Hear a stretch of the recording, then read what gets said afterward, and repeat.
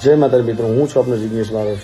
મિત્રો, થોડા સમય પહેલા મારું એક સોંગ એકતા સાઉન્ડથી રિલીઝ કર્યું હતું, જેનું નામ હતું નશેડી કરી ગઈ। તો નમસ્કાર મારા ભાઈઓ, કેમ છો? બધા જ મજામાં હશો? તો મિત્રો, સ્વાગત છે એક આપણા નવા વિડીયાની અંદર।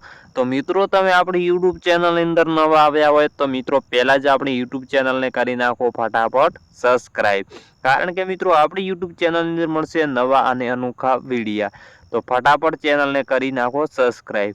હા મિત્રો, આપણે વાત કરવાની છે જિગ્નેશ કવિરાજની। તો ટૂંક જ સમયમાં જિગ્નેશ કવિરાજનું સોંગ આવ્યું હતું નશેડી। તો આ મિત્રો વિશે વિરોધ થઈ રહ્યો છે। ત્યાં મિત્રો જિગ્નેશ કવિરાજ છે આ ગીતના લીધે મિત્રો માફી માંગી રહ્યા છે। તે જિગ્નેશ કવિરાજ શું બોલી રહ્યા છે ને તો આ વિડીયાની અંદર જાણવા મળશે। તો આ મારા ભાઈઓ, ઘણા મિત્રો એવા છે વિડીયો જોવે છે પરંતુ મિત્રો આપણી યુટ્યુબ ચેનલને સબસ્ક્રાઇબ કરતા નથી। તો મારી એક નમ્ર વિનંતી, તો આપણી યુટ્યુબ ચેનલને સબસ્ક્રાઇબ કરી નાખો।